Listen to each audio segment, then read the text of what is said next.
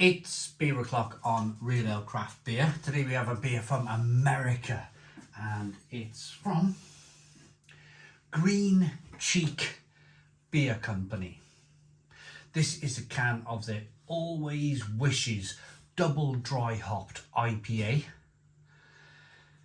And their brand logo, which I love, their slogan is "Drink whilst smiling."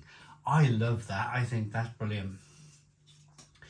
The alcohol by volume on this beer is 7.2% ABV. It looks like a 500 milliliter can. It looks like a 500 milliliter, a British 500 milliliter. So it would be 1 pint. America and Britain is slightly different with the volumes. I think a British pint is 562 milliliters, whereas an American pint may be 500. Comment below if I'm wrong. I want to thank Leicester. Thank you very much, Leicester, for sending me the beer, and I'm going to follow that up with an apology as to why I'm so late in reviewing the beers you sent.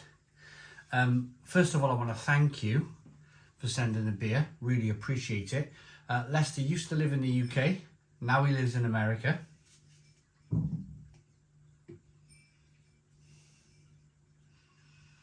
Look at that. So Lester sent these beginning of January, might have even been late December, and I'd already had a batch of beers reviewed on the channel, plus I then wanted to cut back on my alcohol a little bit, not to do like the whole complete dry January thing, but just to have a little bit of a rest.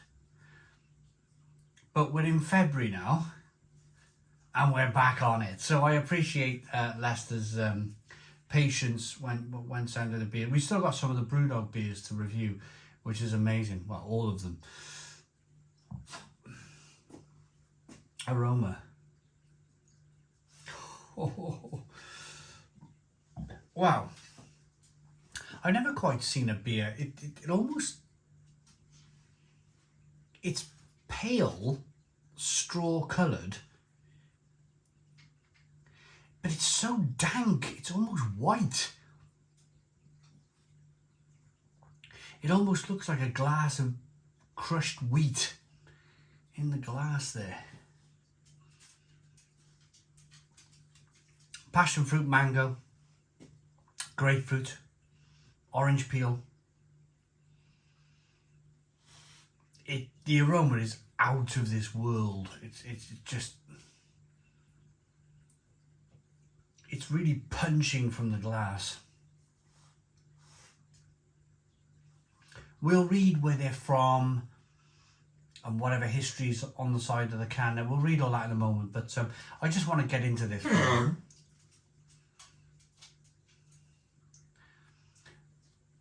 My dog's really old, and he does this goose thing when he sounds like a douche. He sounds like a goose when he coughs. But he's become very needy in his old age. He never wants to leave my side at the moment. And I've just got to be very patient, haven't I? I've got to be the nice person in all of this kind of like almost end of life scenario. Let's dive in. Cheers, everybody.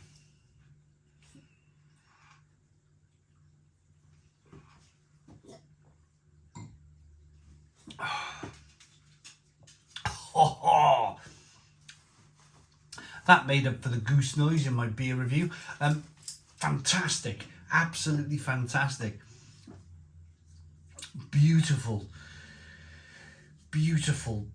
aromatic, full of flavour, malts, hops, yeast, water, softness from the water is so important.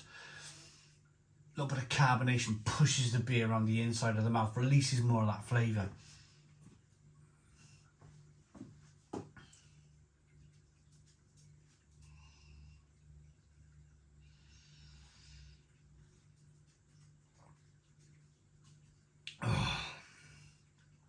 That is just dreamy. Absolutely. Close your eyes. Oh, that's incredible. Pineapple, grapefruit, but the pineapple and the grapefruit and the mango and the passion fruit, yeah, they're all there. That pineapple, the mango and the passion fruit, which is in the beer, I sometimes have a big problem with. But I don't here,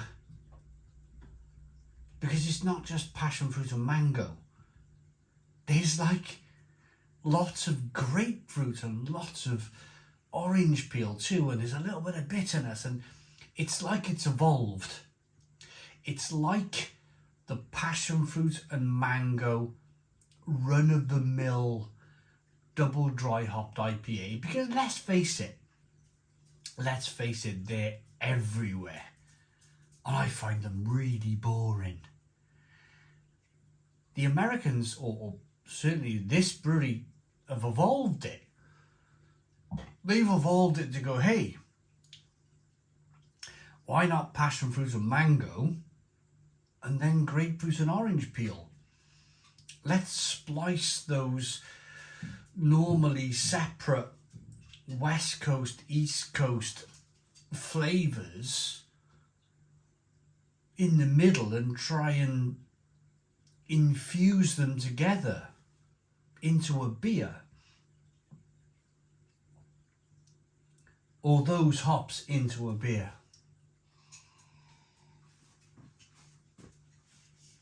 Oh, a little bit of wheat. Look at that. I mean, look at that. It looks like milkshake. That's what I was looking for the whole time. It almost looks like banana milkshake, doesn't it? Look at that. You tell me, you pour a glass of sherry, or you pour a glass of whiskey, or you pour a glass of Amarillo, where it's kind of like double split pour, fruit and cream liqueur, and it's trying to do this special thing. And even Guinness with its dance as you pour the beer. What makes beers unique is that ability to be able to see something different with your eyes. Dare I say it? Dare I say it? We all see with our eyes, unless you're blind, and I apologise if you're blind watching, but we see with our eyes, and we judge with our eyes before we even taste the beer sometimes, before we even put the beer to our nose, before we even put the beer to our mouth, which are just as important senses and tastes and everything else as, you know, without the peepers. But generally, the first instinct is to look at it. And sometimes when you look at something slightly unusual, like we're looking at today, it can still be quite mesmerising, can't it? Now, I try my very best to get past the look of a beer whilst tasting it, because it can influence. I mean, if there's great big shopping trolleys and dustbin wagons and everything else in the bottom of this glass, and I'm going to be thinking, you know, there's a lot of yeast sediment in this beer. There's not, by the way. I'm just using an example. It puts you off, but this invites you. The way this beer looks absolutely invites you in. So I'm going to rate it. I did say I'd look at the history and everything else. Green Cheek Beer Company, where are they from at least? I'm sure probably California or that sort of. Green Cheek Brewing Company, brewed in Costa Mesa, California. Sounds like the stuff of dreams, doesn't it? 9 out of 10. 9 out of 10 from Real Ale Craft Beer. Thanks for watching. Thanks very much to Leicester for sending. Please put your comments in the comments box, subscribe to our daily beer and food reviews, give us a big fat thumbs up. Boom, cheers.